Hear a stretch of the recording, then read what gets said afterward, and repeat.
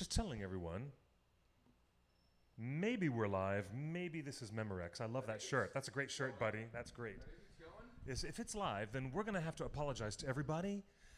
Like years from now, we'll look at this on the archive and we'll have a laugh. I mean, you and I will remember. Oh, yeah, The like disaster. got our. Is there a good? Is there a good? I think this is working. Middle Earth reference we can refer to the getting started of this show without Justin as? No. Just like not the desolation of Torn or something, you know? You could say that this would be a reckoning, Shire reckoning. We suddenly faced a technical reckoning, and that's what it was. The reckoning has been very bad. But hey, we started the show. I think we did. It looks like we're streaming. It looks like you've got I think nice we're okay. audio. We've got audio levels are looking good. Audio levels okay. looks good. For all of that funny awkwardness that I think that most of you were watching for the past 7 or 8 minutes, we say, hello, everyone. Welcome to the live show. We don't seem to have a lower third. I think the lower third's if someone knows how to turn on a lower third. But anyways, we do have a hotline, and this is our show. And I'm going to tell you what the hotline phone number is. If you guys are with us, thank you for joining us live. Hello, my name is Clifford, and I'm the host with a very special guest, J.C., the proprietor of Scum and Villainy Cantina here in Hollywood. We're coming to you live via satellite from London with all the coverage of the royal wedding. No, actually, we have nothing associated with the royal wedding. It was bloody boring. Anyways, I've got things that I'm not allowed to tell you. You saw the movie. I'm not allowed to even mention it. I don't even say I don't even mention that movie that I saw. The Incredibles 2. Yes, I saw that too. I signed like my life away on an NDA, but I will tell you something. It was really good. It was really romantic, and it was really good. The movie that I'm not supposed to talk about. But you guys want to be part of our live show, here is your opportunity. 530. This is the beginning of the magic phone number. Call our hotline. Text us on our hotline at 530-64-FRODO. For Frodo. How about that? And if that lower third doesn't appear on screen, then great, it doesn't appear. I just told you what it is. 530-64-FRODO. And y'all, you're watching us on live platforms, multiple streams, on Periscope, and we're on YouTube. Look at that. We are broadcasting, but does that tell us how many viewers we have? I don't know. You know what I'm going to do? I'm going to go into the YouTube channel and let's see if we actually are getting something from them. Oh, yeah. So, there hey, we go. JC, how are you, sir? Good to see you. I'm doing all right. It's weird being on the show on this side of the bar. Usually I'm always on this side of the bar, but usually when I am on the show, I do my little thing from over here. Yeah, and you're out but there. now have I graduated? Am I like... you have graduated. Am I like noob second class now? That's good stuff. I think we are live. Oh, yeah, here's the we're thing. going. You have graduated, and here's the reason why we want to mention this to everybody. You guys come on down if you're in the Southern California area, if you're anywhere in L.A., Orange, Riverside, Santa Barbara counties, San Bernardino, roll on through to the Scum and Villainy Cantina, where, you know, you can actually engage with all these cool people who are here from a lot of different fandoms. We're having great drinks and food and lots of specials, including trivia night, game night, cosplay night, and ultimately... Karaoke night? Ultimately, the karaoke on Thursdays, which I still haven't gotten to. You'll have to forgive me. On most Thursday nights, my friends are having viewing parties for RuPaul's Drag Race. Just to tell you the truth, it is a phenomenon where people are going to social events and parties are built around the show. Like, that's pretty cool. Like the way that people get together for the Super Bowl with a bunch of friends. We're talking like snacks, food, libations, and then all of a sudden there's a lot of crazy drag going on. And you guys are no stranger. We have a wonderful host. What's Tiffany? your host's name? Tiffany. Yes, who hosts your cosplay event for cross-dressing cosplay, which is super, super fun. Super Very cool. fun. Oh, look, we've got a hotline caller coming in right now. Wait a minute. It's our first call of the show. Hey, you're on the OneRing.net. Where are you calling from? San Jose, California. All the way from California. Wow, how about that? Well, yeah. How are you? What's your name? I'm Brennan. I've called before. Yes. Hey, Mr. Brendan. Good to have you back on the show. Is everything looking and sounding okay on YouTube? We're trying to do this show without Justin here. Yeah, for me, it does. Yeah. Good times. All right. Good times, buddy. All right. So, what's on your mind today? What's the new revelation? Well, I have a question. Go for it. So, I've been reading the Silmarillion again. Hmm. And I was reading the story of Beren and Luthien. Very beautiful. Very And tragic. I think that it would make a good opera. What do you think? That is excellent suggestion. I love that idea. Dude, that is a great idea. The Beren and Luthien piece from the Silmarillion has previously been choreographed into a ballet. And that should come as no surprise. That has happened before. So the suggestion that we would... know that. Yeah, I know. A lot of people might not know that. It was done at a local community theater somewhere in the United States. I believe it may have been a number of years ago, maybe 4 years ago, maybe 6 years ago. But doing something like that with the high arts, with opera, dance, classical arts, anything where the Lord of the Rings has an intersection with the classical arts is a perfect thing. I think it's a great idea. We're so used to having Lord of the Rings mixed with rock and roll and Led Zeppelin and the 60s and 70s. But to take it to another level with opera, dude, that is an excellent idea. That could be pretty cool. That could be cool. Could you imagine an opera sung in Elvish? I could only imagine. That would be not in English. So cool. Not in English. Not in English at all. No, I mean, if you... Yeah, look, how much Italian opera do you have to listen to before you realize it is the perfect language for opera? I mean, it's just, you don't sing opera in English. Right? Yeah, How would it work in Elven, though? And aren't there different dialects? There are. So which one would you choose? Well, which is the most lyrical? Which one? What? Like, that would be a good poll. That's If you were to do Silmarillion as an opera, what dialect of language would you use? Indeed. That's a great... You know what, my friend? We're going to let you go, caller. We're going to open up the line for other callers, but that is one of the best ways to start this show. Yes, sir. I felt I would share that. Thank you. That is an excellent top of the hat idea. I love that. Thank you, brother. We'll have you back on very soon. Very soon. Now, to have an opera, you need the libretto written by someone like David Sallow, or a hardcore linguist, a professional who really knows all the languages and the dialects inside and out. There's, day-to-day Elven, Sindarin, that people use frequently. And then there's the old Latin version of Elvish called Quenya, which only the highfalutin, stuffy academics in the Elven world actually use. You know what I mean? Quenya versus garden variety everyday Sindarin. So whoever you hire to do this opera, they better know the difference Now, between those two, at least, and they better know their languages inside and out. You know what?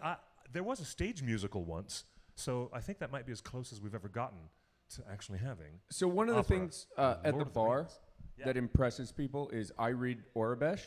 So people come in with their Disney name tags, and I'll be like, "Hi, Allison. Hi, Clifford." And they'll be like, "How do you know my name?" You can and actually read. Yeah. Now, for the newbies who are with us for Lord of the Rings talk, they might not know that this is a Star Wars language. Orabesh is the Star Wars language that you see on right. like Darth Vader's chest plate or, graffitied all through the movies. And do you see it printed on the Monopoly board and on the Monopoly money? Yes. Those are Imperial credits. Correct. Yes.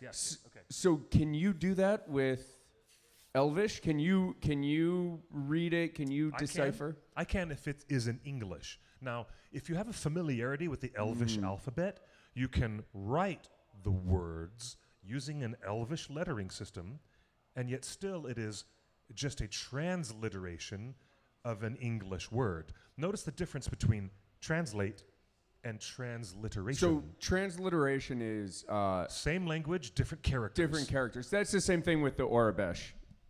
Just like that. See? showing my guns live on the interwebs. How you like them guns? See that? That's English. That's just Ringers, even though it's dwarvish characters. It's actually the name of my movie. That's the same thing as Orbish. Yeah. It's pretty much a one-to-one alphabet. You do have to have someone involved, and this is where it's interesting. For people who are hardcore nerds, the deepest ringer nerds who have spent all of their lives with their noses in the books learning dwarvish, Kurth alphabet systems, the Tengwar. The Tengwar is the alphabet system, one of many devised by Professor Tolkien. And those people who have that much knowledge, that deep, deep level of linguistic experience, can capitalize on it when anybody else comes along, like a video game developer or a television or a motion picture studio. For example, when they were making the big 9-hour appendices, which they put on the back of every extended edition, you look at the Lord of the Rings or the Hobbit films, and there's always 2 discs of extra 8 or 9.5 hours of extra materials. Yeah, it's film school. Beautiful, basically. Beautiful, but the stuff that they make, all the behind-the-scenes materials, includes a lot of content that is written and directed by Michael Pellerin and all these folks that I know. They asked me to work with them years ago to bring my linguistic knowledge to their maps, to make sure that the borders that had runes written around the borders were accurate, right? That said something instead of gibberish. You know what I mean? Mm-hmm. So that's where it comes in to play, where you can take that nerd knowledge and all those years of sticking your nose in the paper and in the books, and all of a sudden, bam, you've got a consulting job. You just got hired. It's like when my mom told me growing up, you're never going to make money playing video games. Oh, if the parents only knew. Right? What is knowing Dwarvish ever going to do for you? Well, Mom, actually it got me a job doing some DVD work. It's like, you know? it's I like, mean, I've taken my skill set with Elvish and Dwarvish and Klingon, and bar's open. Order anything you want, guys. The thing is, I want to remind you guys that there's always a reward at the end of the tunnel for all of your hard studies. Even Hermione would tell you that. Study hard, and you will win the day. That's for sure. Anyways, you were saying the fan casting that we're going to get into on today's show is going to revolve around 2 different points of view. And I want everybody out there who's just tuning in, welcome YouTubers, everybody. I know a good deal, not a lot, but I know a good deal about the Lord of the Rings and the Silmarillion and G.R.R. Tolkien's life. And this young man, this young whippersnapper, is now finding himself drawn into the fold. I know nothing. I'm an idiot. You are coming into the flock of our sheep, and I feel like a gentle shepherd, like I should, bringing the newbies in. So we get a fresh perspective, and you get an old, stale perspective. So wouldn't that be fun to build a show around that? That's what we're going to do today. So on that point. The Kevin Smith show last week. So you guys do your show, and Kevin came in and did his show. Yeah, and of course, that's why we invite everyone to come in, because Kevin does his live show right here in the space after we're done with our live show, yes. So Kevin was asking, who should we have as guests on the show? Who would be good? And people were calling out, Dan Harmon would be good, or Kevin Feige. And I said, incorrectly, G.R.R. Martin, thinking of George R. Martin. But because I've been so into Tolkien, I have been stuck on That's funny. That, and I screwed up. And I actually had to go in and edit the video before we posted it because I was so embarrassed that I screwed that up. Did they cackle and laugh at you in the audience for that? No, Kevin very discreetly corrected me. He goes, "Oh, yes, George R. Martin would be a good guest here." And I was like, "Oh, I know what I did." That's funny. Oh, anyway, that's how, into this I am now. I would love to have him on the show to ask him, was it his idea or his publisher's idea for him to use his double initials. Because if you go back further in time, Mr. Martin was not just writing Lord of the Rings. Now you're doing it. See, now I've done it. He wasn't just writing. He was not even giving us that whole Game of Thrones world of Westeros. He was busy doing a television series called Beauty and the Beast. Was that him? That was him. With Linda Hamilton? And Ron Perlman. Yeah. Yes. Did you know that was Mr. George R. Martin's? He wasn't even using the double R. At that time, when he was using his name as the creator-screenwriter for Beauty and the Beast, with the woman who would, again, be so deeply involved in the Terminator franchise. Crazy. Here, and Mr. Ron Perlman, Hellboy himself, later on, something happened, and professionally, somebody told George Martin to add a letter into his initials. I'd like to know who it was who told him that, because it has for years caused this type of confusion with people. Clever, very clever device there. I really want to have him on the show. I'd love to talk with him, because imagine he would like to have a break and not talk about Westeros for a minute. That would be so cool to talk with George Martin about other broader Rivendell. subjects. Yeah, be like, what do you think of elves? What do you think about Jughead? Oh my gosh, that's funny. Now, for the fan casting, you've heard me talk plenty of times about the kinds of folks we might like to see in the Amazon series.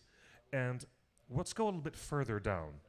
Let's imagine then, well, I have to tell you something. I've learned some super good secrets. I've learned so many secrets about what's going on really inside the Amazon production. $500 million to license The Lord of the Rings, and then another $500 million to produce the damn thing.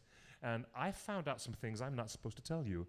Like, in strict confidence, I'm supposed to keep my mouth shut, but I can't. I can't keep my mouth shut. You guys...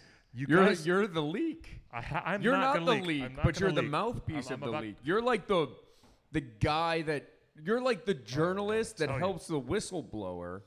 Well, let me just put it this way. After what I've learned, the secrets that I've learned, all of you fans out there who love Peter Jackson's Middle-earth films and the way that Peter Jackson has presented his cinematic version of Middle-earth and all those Oscars that they won, including Best Picture, Best Director, Best Screenplay, Best Cinematography, Best Visual Effects, Best Film Editing, Best Sound Editing, Best Everything. They swept 11 out of 11 awards. If you guys like Peter Jackson as much as we do, after what I found out, the only thing I can say is you will be very, very pleased with the news when Amazon eventually comes out with it. That's all I can say. You'll be very happy with the news. But keep it secret. Keep it safe. Keep it safe, J.C. Now, I want to see Hugo Weaving and Cate Blanchett come back to this world when it does come in front of the sun and they actually do this. Raise your hand out there in the audience if you want to see Ian McKellen come back and play Gandalf again. Of course. Everybody wants to see Gandalf again. Now, everybody says yes. What if things go weird, like it did with Infinity War? For whatever reason, the Russo brothers did not ask Hugo Weaving to come back to play Red Skull. Either Hugo was not available, or they didn't offer enough money to pay Hugo to do it, so they got someone else to do it. And he's in a mask anyway, so they were probably like, who knows? Exactly, but it's Hugo Weaving. He's brilliant. So if Cate Blanchett cannot come back, if Ian McKellen cannot, and of course Hugo, everybody, if all those folks who are familiar to us, let's look down into our best selves and dream up what other people might be a decent replacement. This is the subject of the next hour of our conversation. If you had to, and nobody wants this, believe me, folks at home, I'm not advocating this, but if you had to have a new Cate Blanchett, who would she be? Go. Somebody who's just... I just heard you say Admiral Holdo. Did you just say Laura Dern? I didn't expect that from you. I don't know if not what I expected from you, brother. I don't know if I go Laura Dern. It's got to be somebody I'm joking. who's, oh my gosh, almost like an ethereal quality. Ellie Statler from Jurassic Park, I don't think is ethereal enough to play Kate Blanchett. No. I think you've got to go. Oh my gosh. I'm thinking Giselle, maybe a supermodel. Maybe we should pick a woman who has not been an actress, take her out of another career where she has become highly visible, maybe the world of entertainment journalism or the world of fashion or some other place, and bring her into acting, and she could be our new Galadriel. You know who would be a good elf, not... Oh, from the Peanut Gallery. What do you have? Diane Kruger? Diane Kruger would be all right. She played Helen of Troy. She did, okay. So Diane Kruger, I we like, could do that. Not Galadriel, but as an elf, Pink. Pink would be great in anything. In anything. Yes, cast her in anything. Absolutely. I think she would be a great elf. Like more of a warrior elf, but yeah. She would, though. Come on in, everybody. Bar's open. Let's see. Now, here's another thing. If Kate Blanchett, and I hate to say this because she's one of my favorite people in all of the world, and especially one of my favorite people in The Lord of the Rings, she's also one of my favorite characters in the Marvel Universe. If she had to go, it would be one of the toughest things ever. So I hope she's available if they ever want to have her be part of it. Honestly, like not my favorite. Really? No, not. Sorry, I've come up with another idea. Okay. I think it's just the way you started that sentence. Made me think, what the heck? Playing on simply the way she looks. Yeah. Pepper Potts. Oh. Gwyneth Paltrow. Gwyneth Paltrow. Now look, no, just the way that she looks. She has an elegance to her. She does. You know, she has an elfin elegance. You know who around else? Her? You know who else would play a good elf? And again, not Miranda Kerr. Okay. Victoria's Secret model Miranda Kerr. Doesn't she look elven? Yes, she does. She looks very elvish.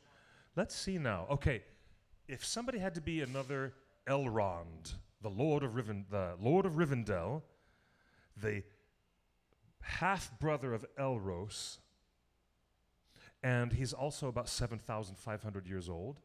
And, you know, everybody knows Hugo Weaving, especially with that voice, that Agent Smith type of voice that he has.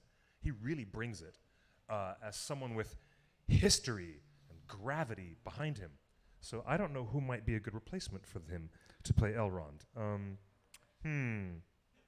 What's that? Benedict.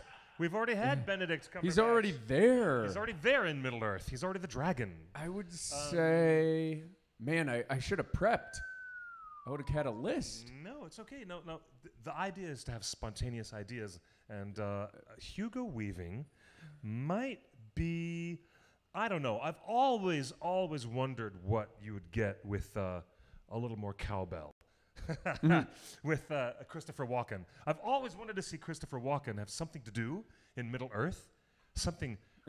but I just can't. I can't figure out exactly where to fit him. He'd have to be I cannot. He'd have to be like one of the blue wizards you never really see, like the cousin of Tom Bombadil or somebody like that. Like a little bit zany, a little bit wacky, a little bit like that's our crazy uncle.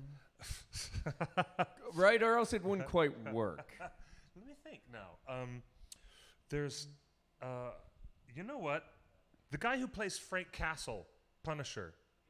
Oh, yeah. The guy who plays Frank Castle. What is that man's name? We need to put him in this Amazon series He'd be good. somewhere. But I think that he would be ideal maybe as a dwarf lord. Maybe as a dwarven king. Give him, he's got the chops. I like that guy. And he's really... What about Daniel Craig? Tough as nails. Daniel Craig? Daniel Craig. I was going to say Daniel Day-Lewis. When you said Daniel, I immediately thought Daniel Day-Lewis would be an excellent Elrond. But he has retired from acting after The Phantom Thread. Did you see? Anybody see The Phantom Thread? Nobody? I'm losing hands. Nobody saw The Phantom Thread? I was about to spoil the entire movie, but I can't do that. In good conscience, I cannot do that. But that movie's deeply psychologically disturbed. That movie is so weird, and what a weird place to end his career, you know.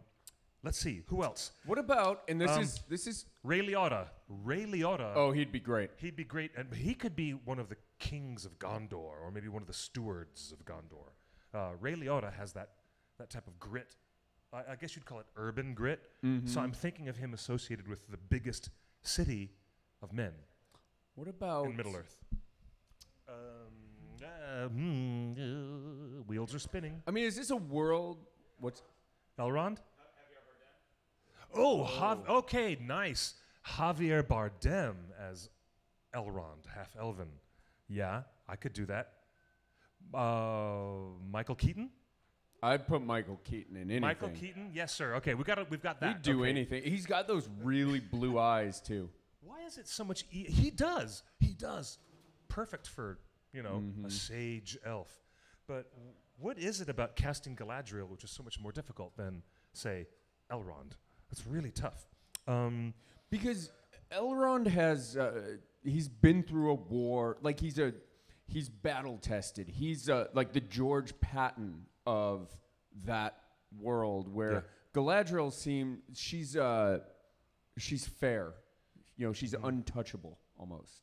Like in a good way, Yeah. So how do you get that person that's so beautiful that she can sway the minds of the most hardened dwarf? Okay, then that leads me to the next concept of casting. How much more energy do you get with fans when you bring in someone who's entirely unknown? Bringing in a fresh face, an actor or an actress that has some kind of presence, and everyone's like, wow, you've just discovered a new talent. I mean, that's Hugh Jackman. That's one of the best ways to do Wolverine. it. Yeah, Hugh Jackman. Yes. I love personally. Wait, why didn't somebody say Hugh Jackman as Elrond? Thank you, guys. Why didn't someone just say that would be perfect? We should have thought of that in the first place. He needs to be Rohirrim? Yeah, he's a big mountain of a burly man. He's Australian. he's got that. Nicole Kidman for Galadriel. Nicole Kidman is Galadriel. There we go. Now you're talking. Boom. Sticking with the A-listers, right? Yeah. Okay. Well, I mean, look, you're going to spend $500 million. It can't all go to rebuilding chain link by hand, right? Yeah, that's true. That's true. Okay, let's see now. What about Tom Cruise? No. Would you put no? But don't think Tom Cruise Mission Impossible. Think Tom Cruise Legend, or think of how he transformed for Tropic Thunder. Yeah, that's funny. What if he was a dwarf and he was just covered in heavy makeup and you didn't even know? Do you know what? It was Tom Cruise. If you buried Tom Cruise under latex, and if he gave the type of performance that he gave in Magnolia, which is his best performance as an actor. Yeah. But P.T. Anderson is brilliant, and he's a director who brings out the best in a lot of his actors. John C. Reilly. Where are you going to put John C. Reilly inside Middle-earth? He'd be a great dwarf. Although he'd be the best. John C. Reilly as any dwarf ever. Do you know that that's the best? It would be crazy though, because he is like 6'6". Uh-huh. I did a movie with him so was a couple John years Rhys ago. Davies. That's true. He towered over everybody. Which worked because they shrunk him the same way they did with the Hobbits, right? That's a hilarious idea. Why didn't we think of that? John C. Reilly. Okay, here's our fan casting so far. Okay, we're gonna go with. You didn't say Natalie Portman. You said Nicole Kidman. Nicole Kidman. I've got so much Hugo Weaving on the brain. I'm suddenly thinking V for Vendetta, which is one of the best screenplays ever for a comic book to film adaptation. It is one of the very best screenplays that the Wachowskis have ever written. It's brilliant. Anyways, I digress. All right, we've got Nicole Kidman as Galadriel. We've got John C. Reilly as Dwarf Lord X. We'll put him in. Possibility for, did you say not Javier Bardem? Did you say Javier Bardem maybe as Elrond? I'm thinking maybe, you were thinking... Daniel Craig? Daniel Craig, which is, Daniel Craig. Instead of being blonde, I can't imagine him in really dark wig with the elven locks, but it's possible. I like that. And I like Daniel Day-Lewis as Elrond, okay? And then we've got some other big shoes to fill. If Gandalf could not be...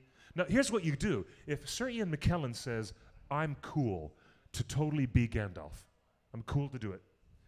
Let's do it now. then even if they did not plan to bring the Gandalf character into the Amazon TV series until maybe season 3 or season 2 or season 3, then why don't they just shoot all of Ian McKellen's stuff now, package it, and then use that stuff later in other seasons? That's just an idea. Just sprinkle it in. Yeah. You kind of know what you're going to do, right? Yeah. I hope. In that sense. I hope that they that way we don't have to face the go in dilemma. with a roadmap, right? Yeah. You know, hey, we're going to start here and we're going to end here. Yes. And kind of, figure it out. Okay, from our live hotline, how about Andy Garcia as a king or something? Yes. I like Andy Garcia. Yeah, Andy Garcia as a steward of Gondor? Yes, I'm totally down for that. I haven't seen him. What about Clooney? Would you put Clooney in as Elrond? Yes. I could do that. I would put Clooney into anything because he's... Look, I mean, after seeing Michael Clayton and The Descendants and, some of the recent films that Clooney's done over the past 5 years, he's a winner. He's a winner. He can do it. He's a nice guy, too. But then, the Tom Cruise thing and the George Clooney thing, or anybody else who's like major A-list, if you drop in a Denzel or a Tom Hanks or a Meryl Streep into our world of Middle-earth, then everyone's just going to be like, okay, wow, look at what Meryl Streep is doing as this person. Right. You lose. They cease to become the character, and they're more. It's Tom Cruise as Gandalf, not Gandalf as played by Tom Cruise. But Ian McKellen, therefore, has the greatest advantage because people would automatically just see Gandalf as Gandalf. I see Magneto as Gandalf. Hey, you do? Do you? Do you still get the crisscross between Magneto and Gandalf? I mean, I don't, but I do not see... Look, Ian McKellen's done a million things. Yeah. But he's Gandalf. Yeah. You know what I mean? Like, he's not... He was Magneto, but I can see Fassbender as Magneto, but more now than I see Ian McKellen. Right. But he's Gandalf. I mean, he just is. He's just an old wizard. I love the idea of, Ian doing it. I don't even want to go into the conversation of finding a speculation of someone to replace him. In fact, that's one bit of speculation that I'm not entirely willing to go into, because I don't know who else could do it. I mean, there's a tiny list of people who could do that type of thing. Yeah, I mean, look, Charlie Cox, maybe. Speaking of, another veteran actor who's also been in X-Men films. He's in the brand... Stryker? Was he Stryker? Yep, and he is the brand new lead in the HBO series Succession, which is just about to start. And Brian Cox is amazing. Running with Scissors, he was in that movie, and of course in X3. But who else comes to mind for Gandalf? Oh man. Help us out. Christopher Plummer. All right, we're getting another message from the hotline. You guys, what about Michelle Williams as Galadriel? Thank you, Erovandi. I like that. I can't see any of our chatters, but I know that our chatters are with us live. I'm going to go in and see if I can see them on the YouTube account. Okay. But 530-64-FRODO. That's our Lord of the Rings, theonering.net hotline. And you can come in and text. You could call in live and be part of the show live right now if you want.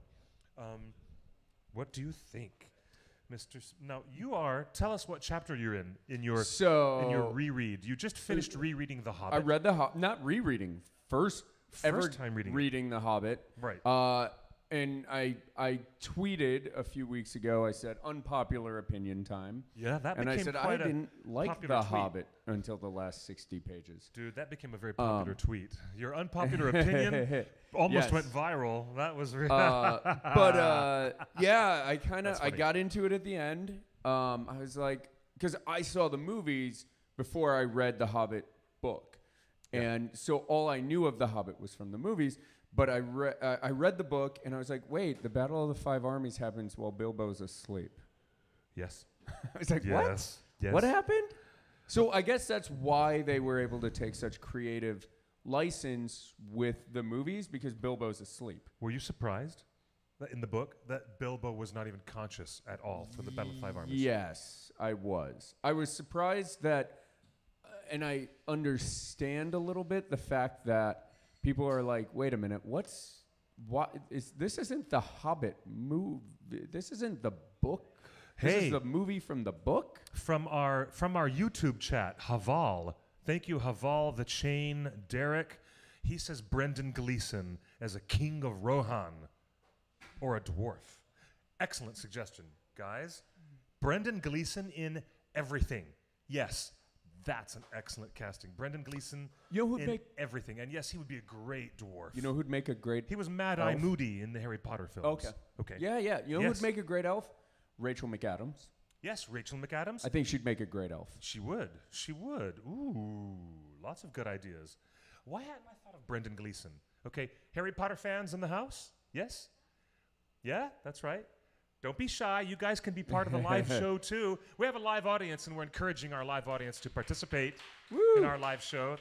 Oh, see, thank you, guys. Thank you. Anybody from the Harry Potter world that you think should be an actor in the new Lord of the Rings TV series? We're taking suggestions. Brendan Gleeson is an excellent suggestion. Everybody tells me that Argus Filch, who went on to be in Game of Thrones, remember? The actor who plays Mr. Filch in the Harry Potter films. Who's in Game of Thrones? In Game of Thrones,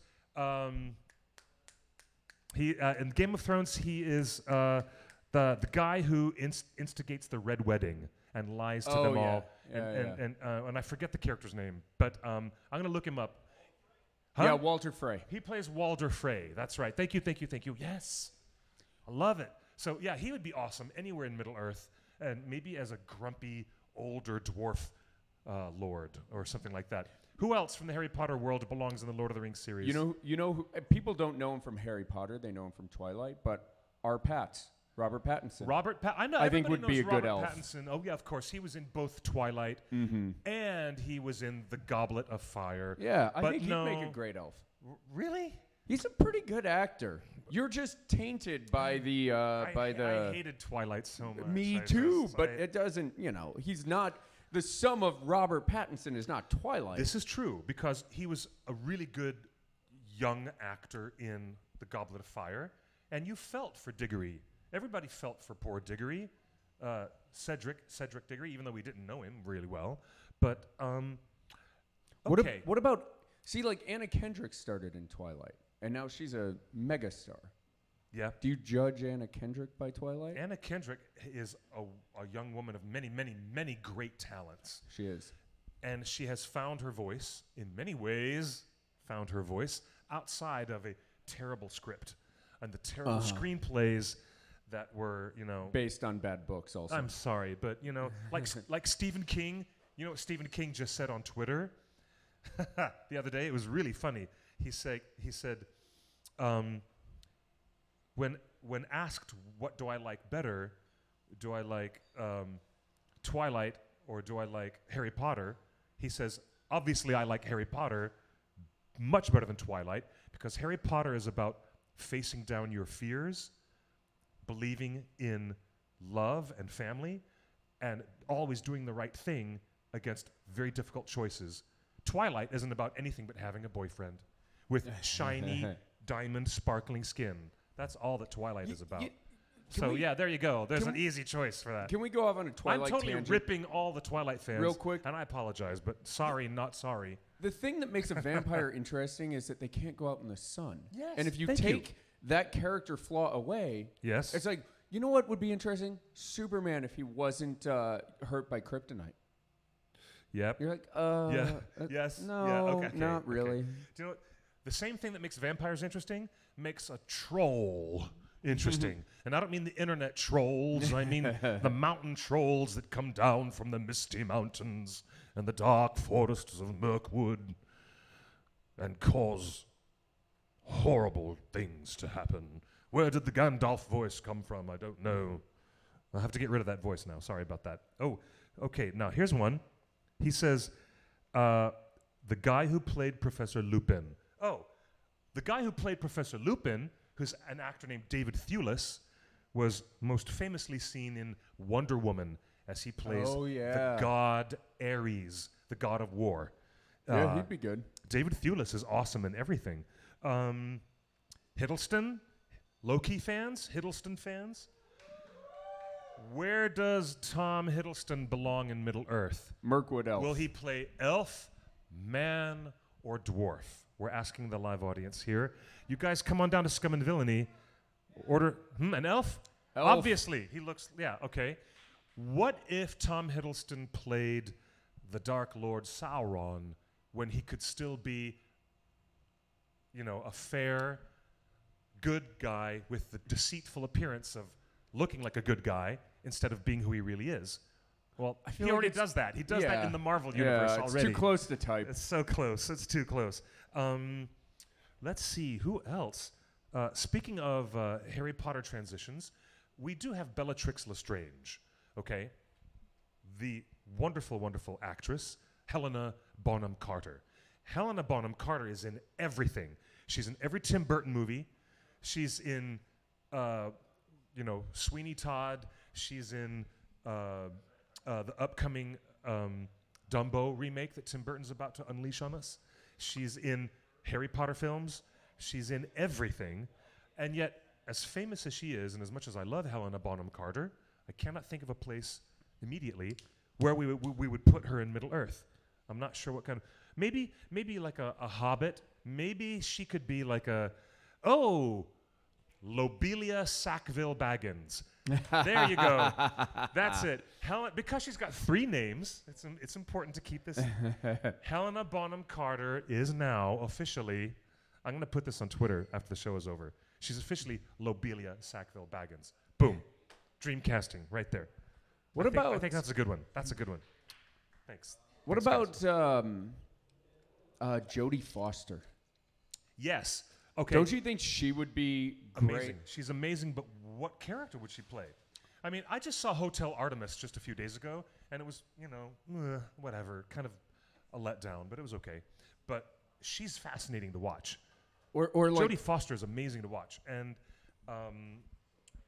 putting her into Middle-earth would require a lot of thinking. I mean, she's about this tall. You could make her a hobbit, and she just fill right in. You could make her Queen Baruthiel of ancient Gondor, and she sends her evil cats to go and spy on all the people of Gondor. Yes, she could be Queen Baruthiel, who's a famous figure from the appendix. You know who else would be great? Return of the King. Michelle Come Pfeiffer. on in, guys. The bar's open. Catwoman. She's having like a career resurgence right now. Michelle Pfeiffer? Yeah. Yeah, she's amazing. Raise your hand if you saw Stardust. Did you see the movie Stardust with Michelle Pfeiffer and Robert De Niro? Yes. She's a great witch. She's crazy, and she's awesome. But she's still like, that actress, Michelle Pfeiffer, with that energy that she always has, and she's so good at that. You know what? I'm gonna rewrite that Jodie Foster thing. We're gonna say that instead, I would much rather have... we were just mentioning her name. Michelle Pfeiffer? Yeah, I would much rather have the cat lady? Michelle Pfeiffer as the wicked queen of Gondor, Queen Baruthiel. Because not all of the stewards and kings and queens of Gondor were all good people.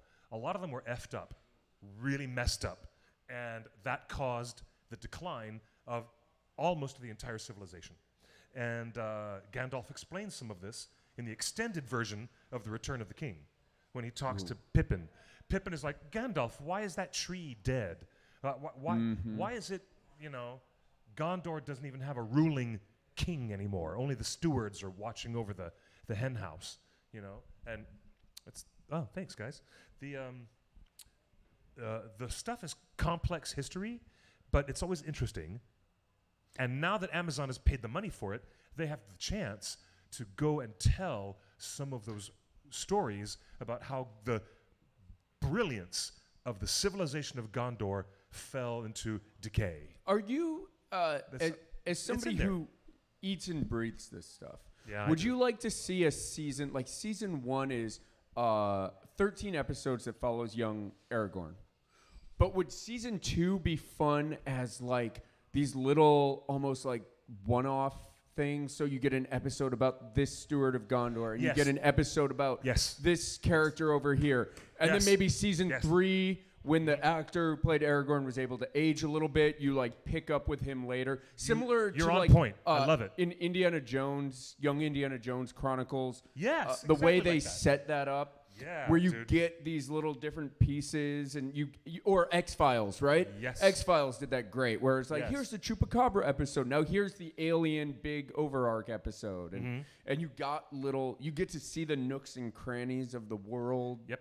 You get sidebar episodes that are not related to larger or story arcs, and that is exactly what they could do. Anthology. They could say, you know, let's imagine that our narrator is Sean Astin. Let's just imagine that Samwise, the Hobbit, he comes back and he's reading the book to his children, and that's all the show is. That'd be cool.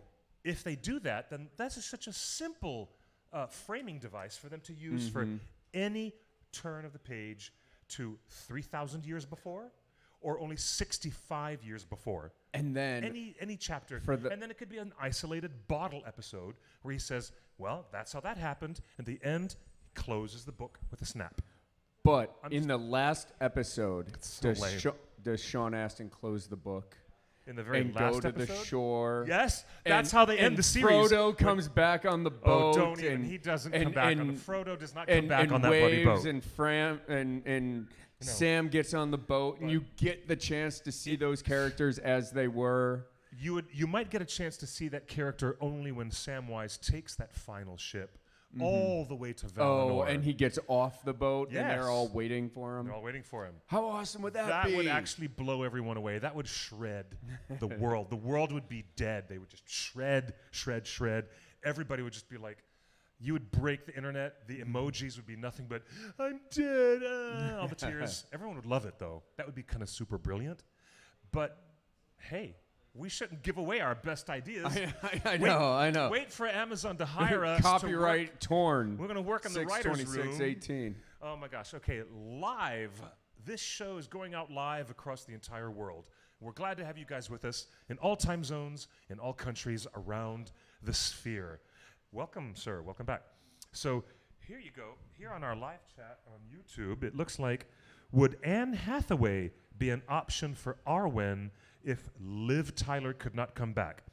Iravandi, that's an excellent suggestion. Yes, I think so. I say yes to that right away. I mean, no. Thumbs down. Okay, no Anne Hathaway. All right, here you go, guys. Imagine Arwen has to be somebody else, just in case Liv Tyler cannot come back to do the show. Who's going to be your new Arwen? Rachel McAdams would be good. Rachel on that too. McAdams, or did someone say Evan Rachel Wood in the brunette wig? He's getting a thumbs up over there. You're getting some thumbs up, and somebody says yes. All right, but you guys are like over there debating. You don't even know who Arwen is, do you? We have some audience members that actually, when The Lord of the Rings came out, they were just an embryo. Like, yeah, it was 18 years ago. With like the movie. Oh. The movies came out a while ago. I can't believe that. 2001. It was 17 and a half years ago. But Evangeline Lilly is totally acceptable as an elf. Yes. Totally acceptable. But next time, maybe the screenwriters can give her something else to do than having a love triangle with Orlando Bloom acting all jelly. Just saying, I buy it. Jelly Orlando Bloom. I buy it because now I understand why Orlando Bloom hates Gimli. Hates dwarves in general. Yeah, because you took her from me. You know, I mean, your father or one of you dwarves took her from me. In general. And that makes his character arc through the trilogy that much stronger because he comes from such a racist downer place, and then he's able to come through that through companionship. I think it is useful to have The Hobbit viewed and understood, whether you like the book better or not, because by the time you get to the Two Towers, and Orlando Bloom and John Rhys Davies are standing there in Helm's Deep, and Gimli says, "Never thought that I'd see myself die like this next to an elf." And you know, well, no, he says, I'm paraphrasing, he says, "I never thought that it would end like this dying with an elf. And he's like, well, what about with a friend? And he looks Yeah, up, and he looks up at Legolas and says, aye, laddie, I can do that. You know, that moment becomes much more resonant for Legolas' character when you know where he's come from. What a great moment in the extended where they're having the drinking contest. I love the drinking contest. I mean, that moment, that's the turning point in their relationship right there. I need my drink, okay? Just remember. Cliff needs a drink because I'm over here talking about how great the Hobbit movies are. It's the dwarves that go swimming with little hairy women. Anybody remember that? Nope. So good. Anybody remember that from the movie?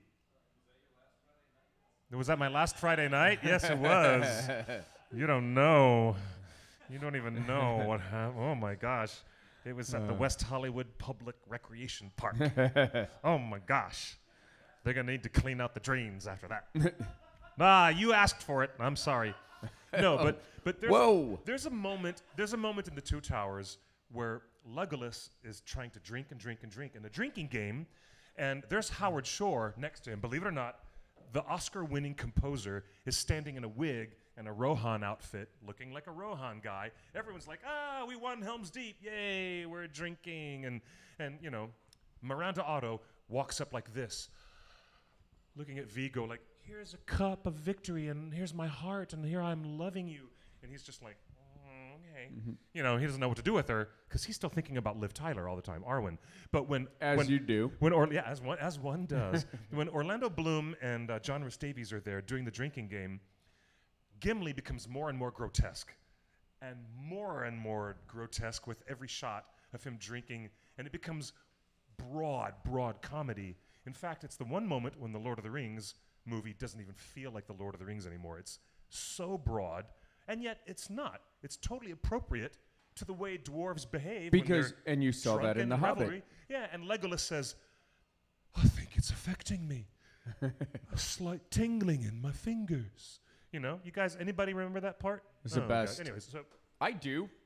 Thank you. I love that. By the time the dwarf drunken behavior has been so established in The Lord of the Rings, you totally understand why 17 years later, all of Peter Jackson's dwarves are behaving that way in The Hobbit.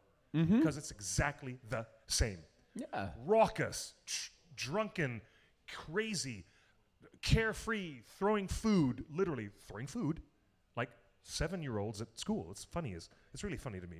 But as many complaints as people like to throw down at The Hobbit, it's still tonally accurate to the way Gimli was presenting his dwarf mischief earlier. Anyways, I'm done. Would that movie have been better if it wasn't called The Hobbit? If it was just called Thorin, Tales, Thorin, and sometimes Bilbo on the side. That should have been the movie. The movie's. I gotta laugh out of my audience here. The proper title for the Hobbit trilogy is Thorin, and sometimes a little Bilbo on the side. Asterisk, if you're lucky. That's the real title. No, I'm sorry. I loved the first Hobbit film. It is so good. It is so much like the book. And then the second and third films ended up, wandering farther than maybe I thought they would wander. But I'll never stop being annoyed with Thorin in that stupid wheelbarrow, and they're trying to melt some gold statue inside the mountain. It's just so lame. Yeah. So wacky. So wacky. You read the book. Yes. And now you know why someone like me responds and says, look at the way the book approaches that episode. It's like stealth and frightening quiet. Yeah, maybe that would be a great name. Yeah, how about the whole trilogy was just called Oakenshield? That's what I should name my son one day. Oakenshield? Thorin Oakenshield Reifenberg. Oh my God, he'd hate you forever if your son. That's a cool name, though. By the time he was 23, he'd be like, I got a badass name, Thorin. But when he was a young kid, he'd hate you for that. His initials would be T.O.R., the One Ring. Oh, no. Yeah. Ooh, T.O.R. Oh, okay. Jen says, J.C., you are brilliant. Okay. Is that my fiance Jen saying that, or is that somebody else? Okay. All right, someone says Jim Caviezel, possibly as Elrond. Haval the Chain Derek. Yeah, he does look like that type. Yeah, he does have that genotype. Whoa, what else? One of my internet friends, who is only a casual fan of The Hobbit, liked Keely and Tauriel together as well, which surprised me because she tends to not like love triangles. Well, I don't know. You walked into the Hobbit film, and you had no idea that this I didn't know it wasn't supposed to be So there. did you buy it? 100%. See? I actually loved He it. bought it, okay? Did you guys buy the whole love triangle with Tauriel falling for the dwarf Keela? See? The youngins and the younglings over here in the Jedi teaching facility, the younglings are like, see, that's what I'm thinking too. It's not unusual for us to look at cross-species romance in Middle-earth. So you can't really knock it on the face of it because Gimli fell for Galadriel so hard. He fell in love with her immediately so hard he couldn't even talk. He looked at his feet and he mumbled to himself, and then he dared to ask her for one golden hair off of her head. And he gave her 3. She gave me 3. Oh, it's the best. So it's everything That's that really you're super complaining cool. about, though, actually just sets the stage Yeah. for the brilliance that's to come later. It might, as many complaints as get lodged against that love triangle in the Hobbit trilogy, it boils down to a lot more resonance with Gimli as a character throughout Lord of the Rings. It's true. Would you have It's true. liked it more if they developed the love triangle more? Or would you have liked it more if they pulled back on it and just hinted at it? Because right now it's kind of in the middle, right? Do you know how I would have liked it more? If Tauriel did not reciprocate. I would have loved it if it was unrequited love and Keely was just all about Tauriel. She saved my life. She cured the poison arrow out of my bloodstream. She's a vision. And I would like to see him haunted by a beauty that he can't escape, because that is much more pure to J.R.R. Tolkien thematically, and it would be a lot more dramatically interesting if she finds his death affects her in the end, even though she never returned his love. Okay. See where we're going with that? I buy that. I buy that. Ah, 100 times I buy that. See, now, Amazon, you need a couple of guys to work in your writers' team. Where are you going with that, Clifford? I don't know where I'm going with that. Okay, the show is running along like a beautiful engine today, but we only have 8 more minutes. Maybe we could go 10 because we started late. Yeah, we started late. We started a little late. But so I've got 2. Did I tell the story about when I proposed to my girlfriend? Tell me. Did I tell you the tell our the, audience the now. Lord of the Rings Tell us the story, sir. issue that I had when I proposed? No, tell me. So maybe I honestly don't remember this. I proposed to my girlfriend last month, or 2 months ago. Last month. Yes. And I had the ring in my pocket. And I proposed at a movie theater, and we were watching Almost Famous. And for 2 hours. Oh, that's right. You were at the Vista. At the Vista. Yeah. For 2 hours. Yes. I kept reaching down to touch the ring in my pocket. To make sure you hadn't lost it. And at about 90 minutes in, I go, oh my God, I'm Frodo. I can't, because as I got more nervous about the proposal coming, because I knew it was coming, and she was sitting next to me and she didn't, and the movie's ticking down, and I'm worried that the ring's gonna fall out of a hole in my pocket, or it's gonna bounce out, and Gollum's gonna take it back, and I'm losing my mind, and so my hand just keeps going to my pocket. Okay, it's still there. It's still there. My precious. Oh my God. Oh my God, I have to give this up. Anyway, that was my really my brilliant. personal emotional experience with a ring. Fortunately, I was able to give it up like Bilbo was, not like Frodo, who wanted to keep it. The complaint that I hear is that in the Hobbit films, Martin Freeman shows a bit of an addiction, a bit of a addiction to the ring, and drawn too much, too early, maybe too emphasized, being drawn into the lure of the ring being separated from him for just a few minutes. Because Bilbo never... But that's not Martin Freeman's fault. That's the director's fault for saying, we're going to punch this up a level. Well, because Bilbo had the ring forever and he never used it, right? Barely. You know when he used it? He used it to avoid Helena Bonham Carter. I mean, Lobelia Sackville Baggins. That's the only thing that he did. He's like, annoying relatives are coming around today. I'm going to disappear. Do you think in the movie universe... Hannibal Lecter would say, a census taker once tested me.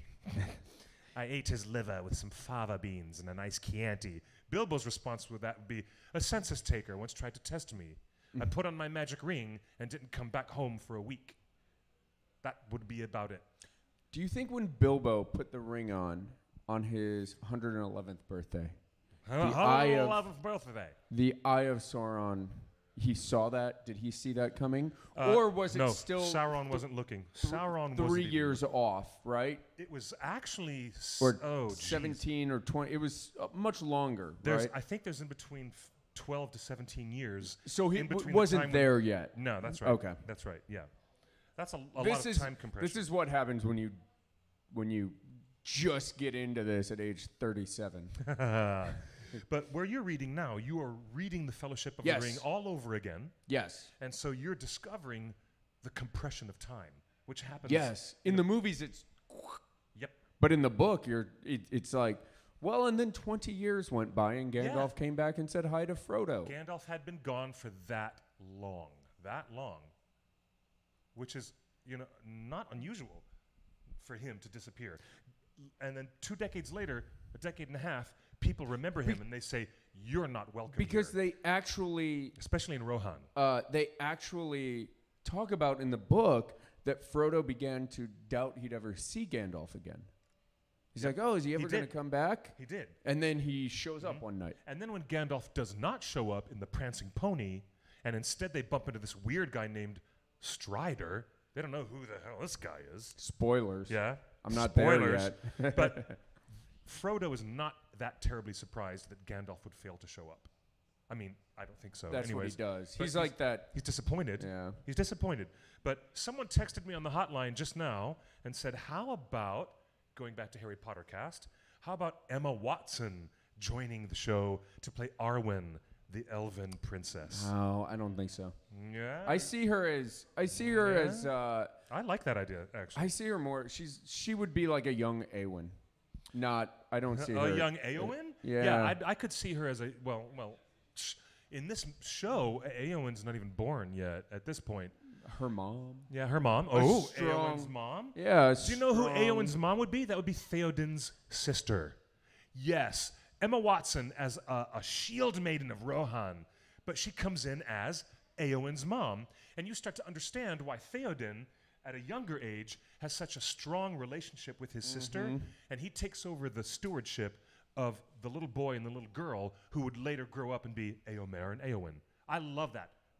We're down. We're getting somewhere. I hope the fine folks at J.C. Amazon... at Scum and Villainy cantina.com. I got ideas. I hope the fine folks are watching this on archive and they realize that this is really enthusiasm. This is where fans start to express what they most want in the series. And it's beyond just, I want an actor or an actress to be there. People are like, I want to see these stories and these elements illuminated. And that's why this is exciting for me. I think this is totally great. Okay, one last text. We've got a couple of last casting suggestions. Oh yeah, Michelle Williams as Galadriel. I love that one. I really do. And here's another one. Is she too young? Is Michelle Williams too young looking? No, at this age? No. Wait. Galadriel is over 7,000 years old. She's ageless. I guess I'm saying I feel like Cate Blanchett looks more mature than Michelle Williams does right now. Okay. Hey, we've got another text from the hotline. What do you guys think about Morgan Freeman being the invisible narrator over the entire Lord of the Rings TV series? Yes? March of the Penguins? Here we come. Okay, yes. I love Morgan Freeman doing everything, but March of the Penguins style narration would be March of the Hobbits. What would we end up with? Watching hobbits' migrating patterns as they wander across the Arctic? What are we going to do? I'm going to sound like an ass kicker, but I feel like you could narrate it when you drop your voice a register. That's what I do. And nobody, That's what I Nobody. do. They would send you the script every week, and nobody would do it with as much passion or as enthusiasm as you would. I'm so down. You're so funny. Do you know I was just in the recording studio on Sunday recording a new voiceover demo for announcer voice. You know, I did a Lexus commercial. I did a bunch of commercial text to make it sound like I was doing those style of commercials. I've already got my animation voiceover done with lots and lots of crazy animation voices for video games and animation. But the announcer stuff was brand new, and I found it so easy just to say, come to the Lexus year-end sales event and get $1,000 cash back on qualifying exchange. See your local dealer for details. It was just, haha. Hashtag sponsor. Hashtag, no, not really. But I mean, not for real, but like that's what you have to do on YouTube, right? Dude, if I could, that would be a dream job to be the Middle-earth narrator. And it starts like this. Everyone, close your eyes. Here we go. In a hole in the ground, there lived a hobbit. Not a nasty, dirty, wet hole filled with the ends of worms and an oozing smell, nor yet a dry, bare, sandy hole with nothing within it to sit down on or to eat. It was a hobbit hole, and that means comfort. Thank you. Yeah, there we go. Thank you. All right, Cliff, 10%. 10% if they pick you. 10%. Swear to God. Yeah, you get my share. Yeah. You get my cut. Do you know what?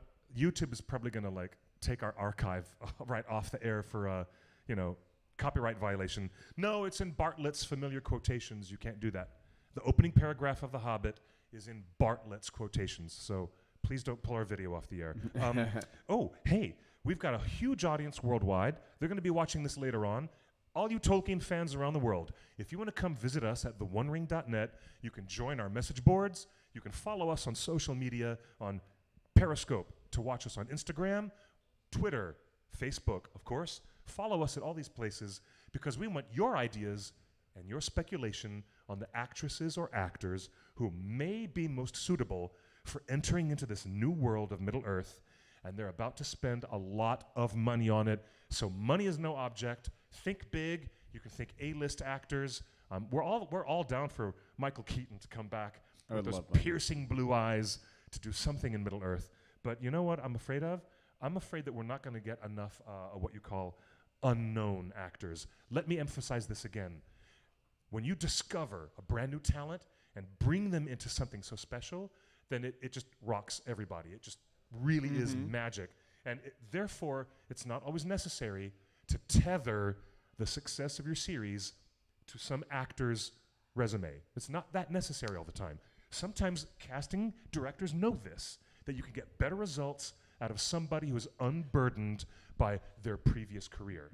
The other thing is if you spent the money on Cate Blanchett, Hugo Weaving, and Ian McKellen, they would be the tent poles, and then you could cast everybody else as unknowns. They could be the three narrators. Yeah. If you do get Cate Blanchett, Hugo Weaving, and you know why they're so special? Do you know why we mention them, everybody? Hardcore, deep cuts. I promised you deep cuts on this show. The reason why we talk in constant rotation about Gandalf, Elrond, and Galadriel is because they are the bearers of three elven rings of power. Vilya, Nenya, and Narya. The ring of fire, the ring of adamant, and the ring of vision, I believe. That's what it is. I'll have to look that up. But hey, 3 elven rings, that's kind of a cohesive place to be with your narrators because they're always talking with mental telepathy through each other in all 6 of those films.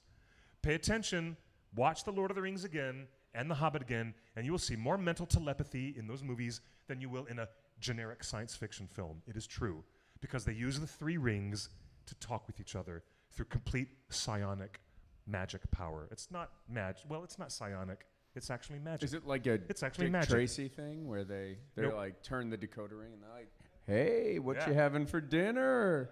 See? Now, telepathic, he is. Now, how many Star Wars fans got upset by the concept that the Force would be used for intergalactic telepathy in The Last Jedi, and yet there it is, it's a thing, And you know what's funny? It's been there in Middle-earth the whole time, and most people didn't even notice it. That's my point. Now, what a great way to finish the show. Yes, Yeah. because psionic is different than magic. Yeah. And be specific about it. I agree with that. I agree with that. Can I make an announcement? Make an announcement. It's relevant. Relevant. To here. Guys, we talked about it before the show. As we wrap up, J.C., the proprietor of Scum and Villainy Cantina, is here to make a very special announcement. I love doing the show here. I love having you guys here, and I'm trying to think. Yeah, like, me too, man. How can we get? Thank you. Some Lord of the Rings in this place, this fandom bar, a place where everybody can come and celebrate. So I had an idea the other morning. You guys got to hear this. This is which great. You guys can't see, but we have this long, dark hallway over here that maybe on some of the camera shots some weeks you can see. And we have this back area where there's a bathroom that you go to the bathroom in. And because there's a forced perspective as you go down that hallway, you're going to take advantage of that space. So we're going to paint the walls of the hallway to look like the walls of a mountain. A specific mountain. A specific mountain. And as you approach we're going to disguise the bathroom door into mountainy texture. So it'll all look just like a wall. But as you approach, the doors of Durin are going to light up the bathroom door. The moon letters on the side of the mountain. We are going to use... Which is dwarven magic to hide the secret door to Moria. Yes. And so how's it going to trigger when someone approaches it? You get within 3 or 4 feet, you're going to trip a motion sensor, and we're going to hit it with a black light, and it will light up in that gorgeous, glowy white blue. Because the whole design on the wall will be in a reactive paint that shows up under UV black light. We discussed using Google's voice recognition API so that you had to speak friend to enter the bathroom. You'd have to say melon, which is the Elvish word for friend. But I thought that would be a problem because there would be 6 of us that knew how to go and take a pee, and I didn't want the mess on the floor. So, you'll get the effect without having to know the Elvish word for friend. The hardcore fans will do that. Everybody else will just accidentally trigger the motion sensor, and then the moon letters will suddenly be illuminated. But the rest of us will stand there and go, melon. And see if we get an echo. And we'll be doing that trick all the time. I think that is brilliant. That is like Disney Imagineering brilliant. That's like so cool. I'm glad you thought of that. So selfie time by the bathroom. Bathroom selfies at Scum and Villainy have a whole new meaning than they do anywhere else. If I'm not correct, I might be. Someone correct me if I'm wrong, but I believe that is Mount Mindalluin. The name of the mountain, the elves call it Mindalluin. The dwarves call it Zirak Zagil, I think. In English, the men of Gondor call it the Silvertine, or the Silvertine. But that, I think, if I'm wrong, let me know, but I think that's the name of the mountain where the east gate, the west gate of Moria is painted. And the Fellowship, what you need next is a giant tentacled monster to come out of the hallway to get people when they don't move down the hallway fast enough. See, we're getting some nods. What happens, now look. I love that idea. So if you fancy yourself an elf, more so than a dwarf, you can actually go pee in Moria at this bar now. Yes, just to express my dissatisfaction with dwarves. Okay, that's funny. Yeah, you guys eat too much. I don't like green food. Got a problem with my lambic bread? I'm going to pee in your hallway. Oh, rude much. Okay, now, it is a little bit overtime, but we're trying to just fill in a few extra minutes because we started so late. Thank you guys for being patient with us.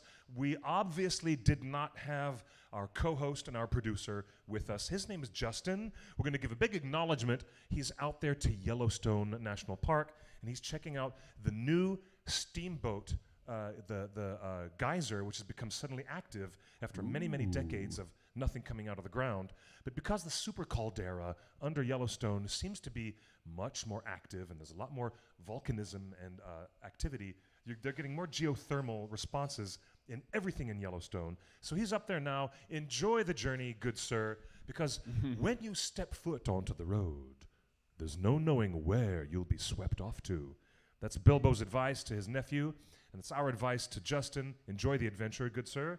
We're going to say goodnight, but not without encouraging you to come and follow Scum and Villainy Cantina on social media. Yep. You guys on Twitter? Facebook, SV Cantina, and SV Cantina. That's Twitter, and Scum and Villainy Cantina on That's the right. Instagram. You can follow me on Instagram and the Twitterverse at QuickBeam2000. I'm an old friend of Treebeard. We go way back, many thousands of years. And you can also just say hi to us on theonering.net. Let's know more of your thoughts about what weird possibilities we can get into with actors and actresses coming into familiar characters in Middle-earth series. And after all, money is no object to Amazon. They're spending on the most expensive television production in the history of the medium of all time. And it's really something to see. So join us for future mischief. We're going to manage it. We're going to manage that mischief right here Tuesdays. You are welcome to join us live at Scum and Villainy any week you want to be here. 5 o'clock Pacific time every week. Thank you to the staff. Thank you to the hardworking staff and the editorial. You bring in the stuff, Mr. Newbie. Love this guy. He's a good man, Charlie Brown. And thanks for hosting us here in this thing. Yeah, I love this. What should we tell the kids at home? Stay safe, behave. We should tell the kids at home. Rings of power are not to be used lightly. That's true. And Hannah, I know you're still in New Zealand, or maybe you're just on the flight coming back. I love your pictures. You've had the best experience in New Zealand. I cannot believe you put on that whole Bilbo costume just to wander around. But then again, I'm glad you did, because my world would not be complete if you didn't walk around Bag End in that costume. I loved it. Hannah, that was good stuff. Oh my God. She's our co-host, you know. She's going to come back. Yeah, she's the best. She's going to come back and tell us more about that. I had dinner with her and her mom. It was amazing. Yeah, they're the best. They're really good folks. I've got one more thing I got to talk about. One more thing. So I'm under contract on a house right now. Uh-oh. And the house has a hill in the backyard. Oh, a small one? Small hill? A small hill with trees above it. And I just see one thing. All I can see is one thing, and I haven't brought it up to my fiance yet, but it may happen. Do it. It may happen. Do it. Those little Hobbit holes that they make, they're made modular. They're made like in pieces. You can install it yourself and have your own little place. And you can have your own Hobbit hole, your Bag End. In your backyard. You can come over and we can have tea. I'm second so down. breakfast. Second breakfast and tea. I love it. And then we could hire some guy to put on some crazy wizard outfit and come over and pester us. And a bunch of dwarves. And I think that John C. Reilly should be at least one of those dwarves. Oh, it'd be amazing. I'm loving it. You guys, thank you for joining us again as we are fan casting and doing deep cuts on the Amazon series. We will be back next week with a lot more to talk about and maybe even some surprise guests. I'm not going to tell you too much, but I will tell you this. We are really building up some surprises. We're going to have some invited guests who you're very, very familiar with from all their hard work in the Middle-earth films. And we're going to have them here soon, sooner than later. So keep your eyes on this spot right here, everybody. Thank you and good night. What do you say? Thank you. Thank you and good night. Buenas noches y buena suerte. Hasta luego.